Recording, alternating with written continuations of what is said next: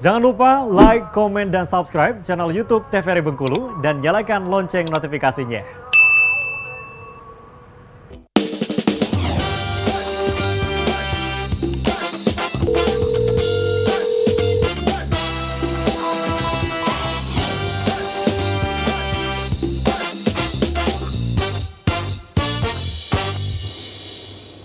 Ya pemirsa, Anda kembali menyaksikan Dokter Kito bersama Kita Sehat. Nah, Dokter Kito edisi hari ini membahas dislipidemia, masih dengan kedua narasumber kita, ada Dokter Elsa dan juga Dokter Reni. Nah, terakhir tadi kita membahas, dokter, bahwa ketika akan melakukan pengecekan, kita harus berpuasa terlebih dahulu. Nih, sangat tepat sekali momentumnya di puasa Ramadan tahun ini. Silakan dilanjutkan, dokter.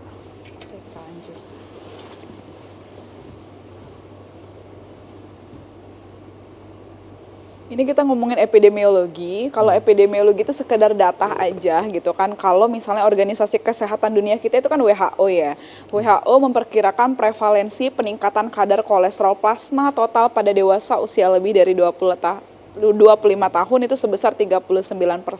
Dan kalau misalnya kita jabarkan prevalensi di Eropa aja itu udah merupakan prevalensi tertinggi. Untuk Asia Tenggara sendiri gimana? Angkanya lebih rendah sih dibandingkan yang lainnya, sekitar 30,3%. Namun untuk angka rendah ini juga tidak menutup kemungkinan kalau kasusnya itu cukup banyak juga di wilayah kita. Cuma dia secara global masih cukup rendah dibandingkan dengan negara lain. Kalau kita ketahui kan kalau negara-negara barat ya tentunya mereka lebih sering mengkonsumsi makanan fast food ya.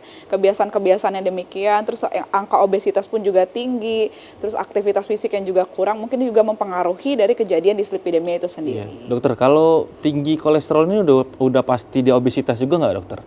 Salah satu faktor resiko penyebab terjadi dislipidemia itu adalah obesitas. Oke. Gitu. Jadi obesitas itu mempengaruhi karena dia berkaitan sama fungsi profil lipidnya. Jadi ketika kita cek ternyata memang kolesterolnya tinggi. Dan kalau angkanya memenuhi dari 4 kriteria tadi ya, angkanya kan ada kolesterol total, profil lipid itu kan trigliserid, kemudian LDL, HDL.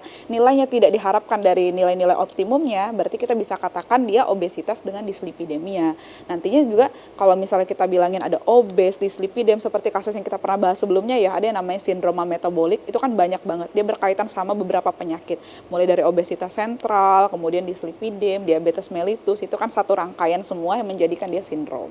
Oke, tapi berarti ada juga kemungkinan bahwa dia tidak obesitas, secara postur tubuh dia normal saja, ideal gitu, tapi dia kolesterolnya tinggi gitu. Bisa juga, aja, karena kan kita nggak tahu nih, kita nggak bisa memprediksi gimana metabolisme lemak dalam tubuh kita gitu.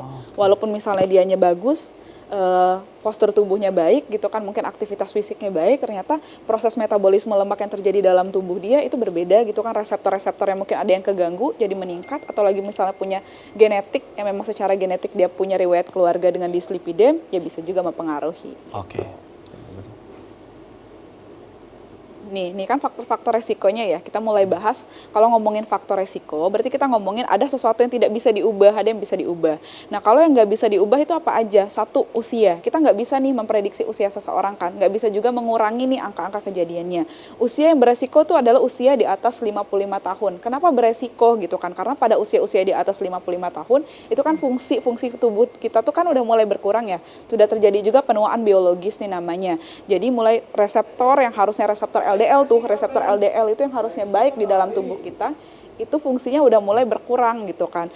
Yang harusnya dia bisa menangkap nih kadar kolesterol jahat, dia udah nggak mampu lagi sebaik yang kalau misalnya dia nggak keganggu gitulah intinya. Yang kedua adalah jenis kelamin, di mana jenis kelamin pria itu lebih tinggi dibandingkan dengan wanita. Kenapa sih jenis kelamin pria lebih tinggi dibandingkan dengan wanita? Ini catatan ya pada wanita yang usianya masih produktif gitu kan, bukan pada wanita yang udah menopause. Nah, pada wanita yang usianya produktif, mereka punya hormon estrogen yang dapat mengatur kadar dari kolesterol itu sendiri. Nah, kalau pria itu kan punyanya hormon testosteron ya. Hormon testosteron itu dia nggak cukup memiliki peran dalam kolesterol itu sendiri, justru dia akan mempercepat nih kalau misalnya orang ada kolesterol yang tinggi, dia akan membantu ibaratnya untuk meninggikan nih kadar kolesterol itu sendiri. Ya, faktor hormon tadi berarti, dokter. Faktor dari hormon. Lalu yang ketiga adalah faktor genetik. Jadi ada penelitian menyatakan kalau misalnya dia punya keluarga dengan dislipidemia, maka sekian persen itu masih ada kemungkinan dia untuk mengalami dislipidemia gitu kan. Jadi kalau ngomongin penyakit dislipidemia itu kita nggak bisa nyebutin penyebabnya itu cuma satu aja. Jadi kita nyebutin penyebabnya itu adalah multifaktorial. Banyak faktor yang mempengaruhi, mulai dari genetik sampai kebiasaan-kebiasaan yang lainnya. Lalu ada faktor resiko yang tidak dapat diubah, apa aja? Yang pertama adalah obesitas, kemudian pola makan yang tidak sehat, sering mengkonsumsi makanan-makanan yang kadar kolesterolnya itu tinggi, kemudian ada diabetes, merokok, konsumsi alkohol, aktivitas fisik yang kurang. Sebenarnya mereka adalah satu kesatuan yang sama-sama bisa menimbulkan penyakit-penyakit demikian. Kalau kita makan kolesterol yang banyak, bisa ningkatin obesitas, profil lipidnya tinggi, jadi dislipidemia gitu kan. Terus diabetes, kenapa? Karena diabetes itu mengganggu gitu kan, mengganggu kadar dari fungsi kolesterol itu sendiri juga. Terus merokok, alkohol, aktivitas fisik yang kurang. Jadi kalau misalnya makannya banyak nggak diikuti dengan aktivitas fisik yang untuk membakar kalori, ya sama aja bohong dong. Jadi bisa meningkatkan angka-angka kejadian dari ini. Oke, dokter, untuk makanan-makanan yang berpotensi meningkatkan kolesterol itu seperti apa saja? Ya, jadi kan ada yang misalnya kan kalau masyarakat kita tuh hobi banget santan-santanan ya. Kalau misalnya kemasan santan kan kental banget tuh. Nah, itu beresiko tuh menyebabkan terjadinya kolesterol. Kemudian hobi mengkonsumsi goreng-gorengan dalam jumlah yang berlebihan, apalagi gorengannya itu kan kalau kita biasanya minyak kita harusnya 1 kali pakai ya. Sudah kita goreng itu cukup gitu, jangan sampai dipakai berulang-ulang kali. Karena ketika dia dipakai berulang-ulang kali, itu akan meningkatkan kadar lemak jahat di dalam tubuh kita gitu. Makanya kalau misalnya goreng, itu sebaiknya dianjurkan untuk 1 kali pakai. Udah tahu tuh aturannya, aturan takarannya kalau goreng segini nih cukup nggak, habis nggak. Jangan sampai minyak itu dipakai berulang-ulang. Semakin berulang-ulang, memang dia semakin enak nih kalau untuk dimakan ya. Tapi kadar kolesterol Makin jahat, gurih, dokter, ya? semakin gurih. Tapi kadar lemak jahatnya itu akan lebih tinggi lagi dibandingkan dengan yang sebelumnya. Berarti dia identik dengan minyak-minyakan biasanya, dokter, ya? Identik banget dengan minyak-minyakan, kemudian santan-santanan itu kan juga minyak ya sebenarnya ya. Juga ada makan isi-isi dalaman, kayak jero-jeroan, kemudian usus-ususan, itu kan kadar lemak jahatnya banyak banget tuh. Jadi mulailah harus dihindarin. Karena nggak cuma penyakit ini aja sih, beberapa dari penyakit dari makan-makanan yang kita makan tuh kan juga bisa meningkatkan penyakit-penyakit yang lainnya. Kayak misalnya tadi kan konsumsi jero-jeroan, selain dia kadar lemak jahatnya banyak, dia kan juga meningkatkan kadar asam urat juga dalam tubuh kita. Jadi memang harus hati-hati terhadap makan-makanan yang dikonsumsi. Makanan-makanan Indonesia sekali nih kan, dokter, ya? Makanan Indonesia itu paling banyak justru kadar lemak-lemaknya gitu kan. Apalagi memang masyarakat kita pada dasarnya memang hobi banget kan mengkonsumsi makanan-makanan yang seperti ini. Oke, tapi dokter, fast food juga menyebabkan kolesterol tuh, tapi kalau kita lihat kan secara komposisi minyaknya nggak terlalu banyak kita lihat tuh kan. Itu kenapa tuh, dok?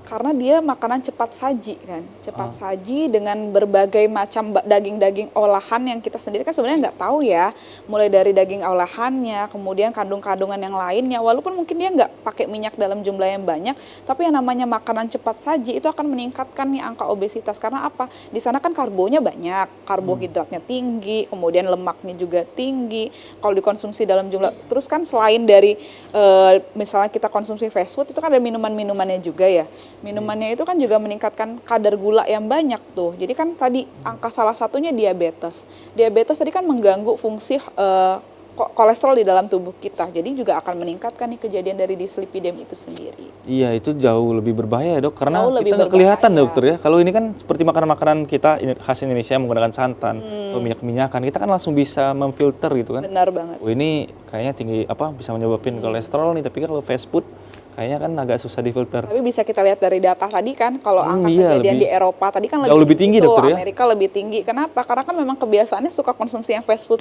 itu sendiri. Oke. Jadi dimanapun masyarakat luar negeri pun yang ada di wilayah kita masih sering kan mengkonsumsi Nyarinya fast makanan food, ya? cepat saji, karena memang kebiasaan mereka tuh udah kayak gitu. Makanya angka kejadian dislipidemia itu tinggi secara epidemiologi di negara tersebut. Tuh pemirsa, berarti yang suka makan fast food nih kurang-kurangin Mulai ya, dikurangin karena dari sekarang. angkanya jauh lebih tinggi di Eropa nih yang benar. suka makan makanan fast food. Oke, dokter, kita akan lanjutkan di segmen selanjutnya.